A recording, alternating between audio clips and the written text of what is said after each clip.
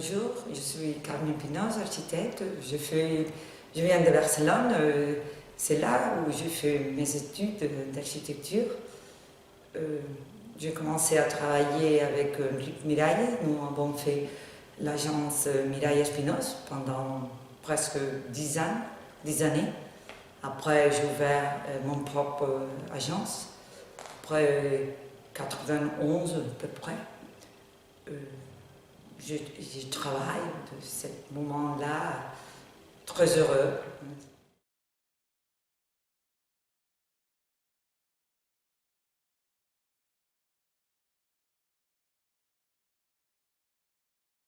I'm Karen Smuts. I'm an architect from South Africa. I work in Cape Town and I studied at the University of Cape Town. I graduated in 1984, and since 1982 I have been working in disadvantaged communities in rural and in urban settings in South Africa. We have a method of working where, because our education was Eurocentric and focused on European solutions, I had to learn a way of working to understand the inhabitants' needs. So we work very much through participation, where we sit and do workshops and identify people's needs and what they would like, and try to get them to be very much part of the design process. So it's not only that they will be receiving space or a public building, but they will also be part of the making of the solution. And we find that that's much more successful.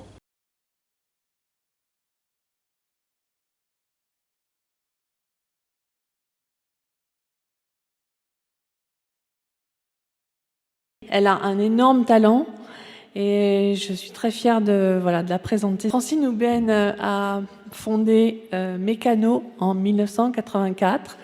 Elle a plein de titres extrêmement élogieux qu'elle mérite parfaitement.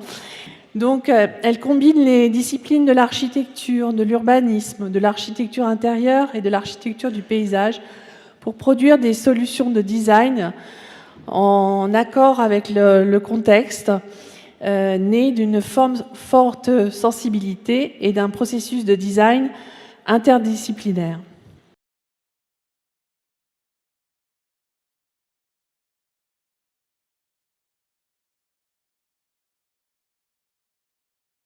Je nais à Milan, je suis italien, mais j'ai étudié à l'université de Venise. Venise, c'est une ville fantastique, mais j'étais très inquiet et je voulais connaître plus. Et j'ai fait un voyage pour terminer mon carrière à New York. Et là-bas, j'ai connu beaucoup de gens intéressants. Et avec ces gens intéressants, j'ai connu une architecte à l'époque jeune et très plein de talent. Il était Eric Miralles. Et avec Eric Miralles, je suis venue à Barcelone à vivre. Et ils nous ont fait une agence ensemble parce que c'était impossible de ne pas travailler avec Eric si tu étais avec elle. Et Eric a disparu dans l'année 2000.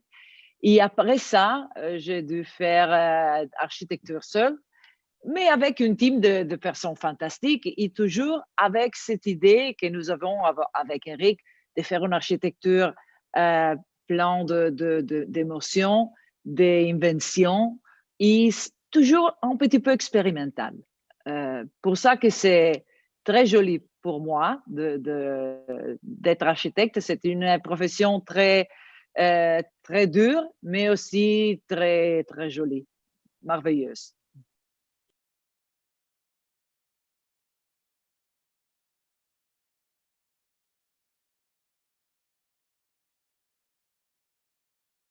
Bonjour, I'm Anna Heringer. I'm an architect living at the Austrian-German border in Laufen, and I strongly believe that architecture is a tool to improve lives.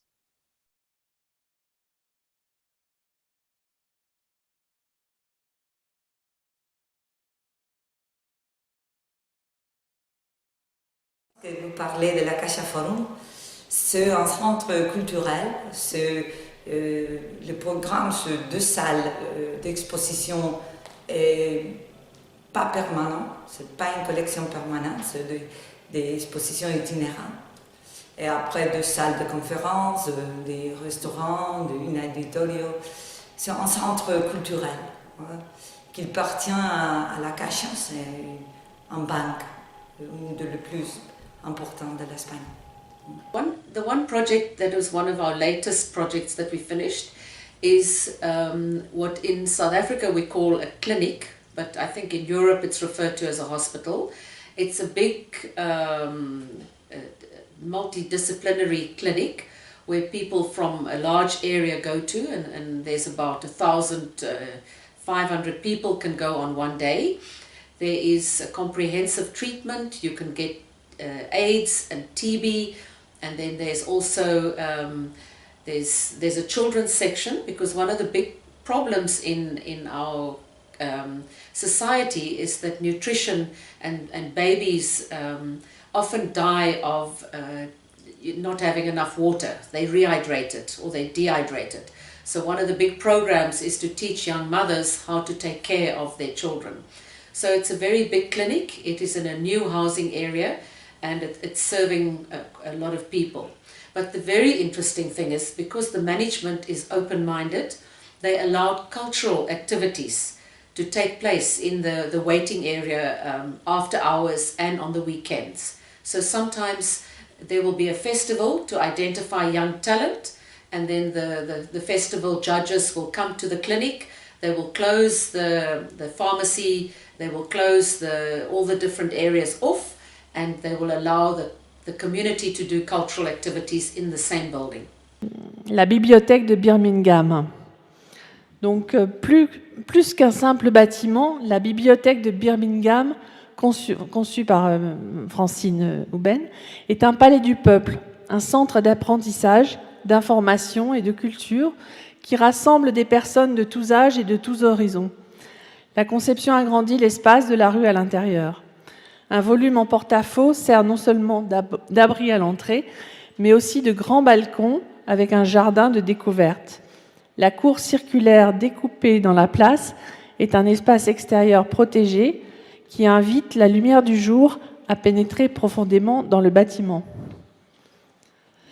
Les visiteurs se déplacent d'un étage à l'autre à travers des rotondes interconnectées et superposées qui procurent lumière naturelle et ventilation.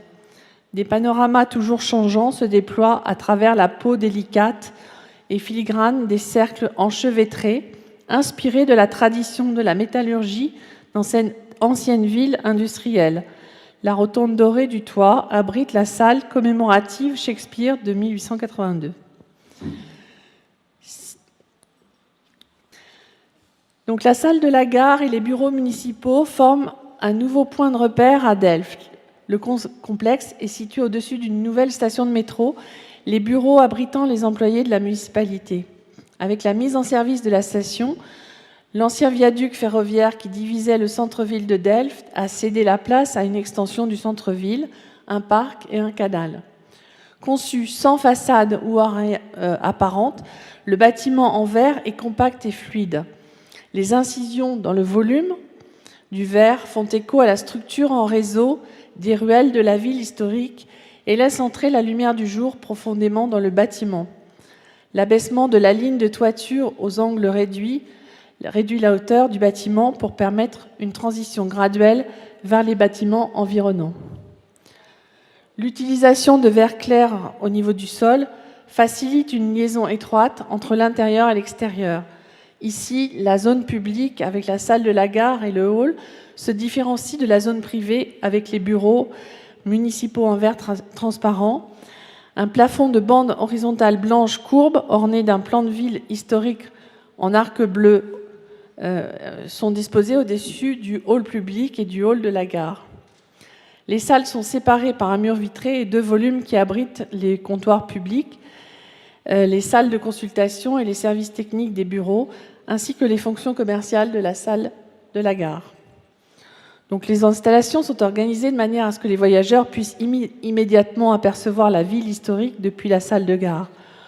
Santa Caterina, c'est un projet que j'aime beaucoup Et toujours, je dis que nous avons fait ce projet parce que nous étions très égoïstes.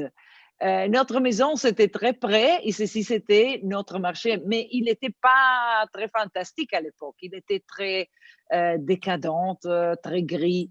Et pour ça, nous avons pensé de les rénover. Nous l'avons proposé à la ville. Et comme un miracle, nous avons commencé réellement à faire les projets. Et c'était comme ça, et c'était vraiment une image de la ville ancienne de Barcelone à l'époque des années 90.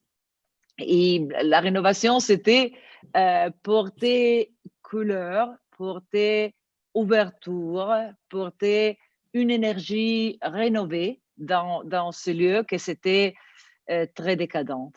Et les couleurs sont ça, sont la félicité d'aller à le marché, de trouver la fruit, les produits fraîches, de faire conversation. C'est un lieu très, très plein de vie. Et ce vie, nous la voulons donner à toute la ville. Nous avons une histoire très spéciale avec ce marché.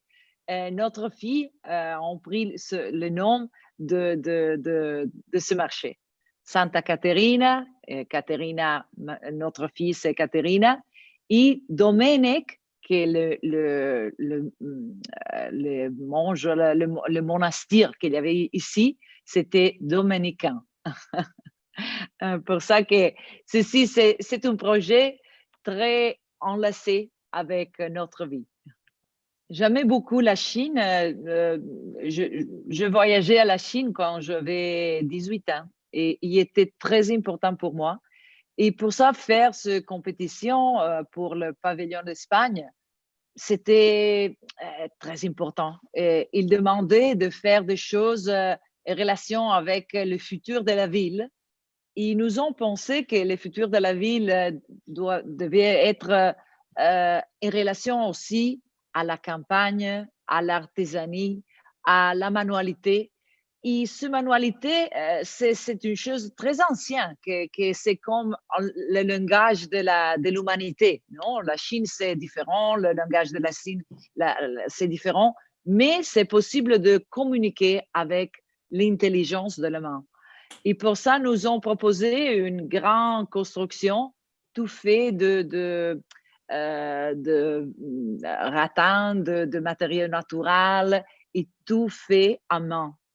Et c'est incroyable, c'était difficile de convaincre le client de ça, mais au final, nous avons pu faire ça avec l'artisanat chinoise.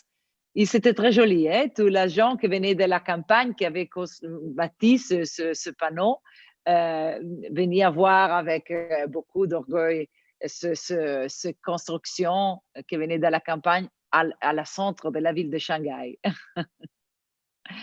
Et c'était bien aimé pour l'agent chinoise. Ceci, c'était une surprise très, très importante, très jolie. Yeah, I like the Ananda Loy building very much. The last building, my team and I, we were able to build in Bangladesh. And for me, everything comes together in that one. You know, it's a center for people with disabilities. So for people that were not visible before, and give them, you know, some dignity and a space and a place. And that is combined with the workshop for making this clothes for our Dipti textiles. And so this, you know, the textile part comes together, the architecture part, and especially the support for underprivileged people. That is for me always very important.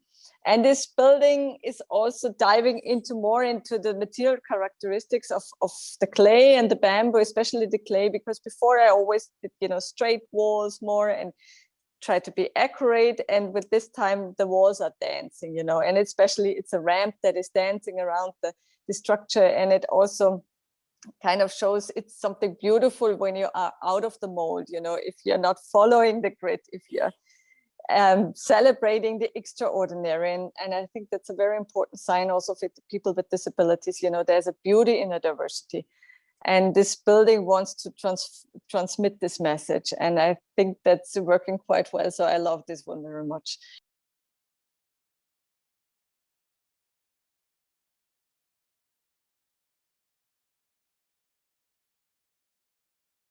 I have been in practice now for 30 years and I've seen huge change for the better. So in one sense, there's never been a better time to be a woman, and yet we're still defined by our gender, which is a problem. And so I think, you know, for me, the message that I want to convey is that there are no barriers, and if there are barriers, we have to take responsibility for breaking them down and be strong about that.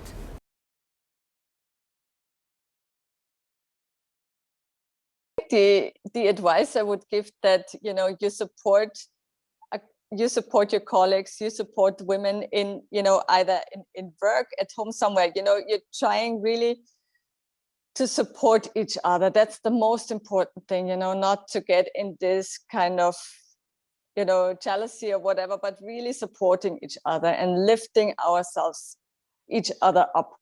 I think that's very important. And we celebrate the 8th of March normally a lot in the office. I mean, this year we have to do it differently, but we also do something because we start a campaign for our Dipti textiles that enables women in Bangladesh to, you know, to stand on their own feet, to be financially more independent, and that also, you know, contributes to dignity and self-confidence. So we will have our online shopping campaign. So please, everyone who wants to support humane and good working conditions for women in the rural areas of Bangladesh, we would be happy if you support our Dipti textiles. It's Dipti.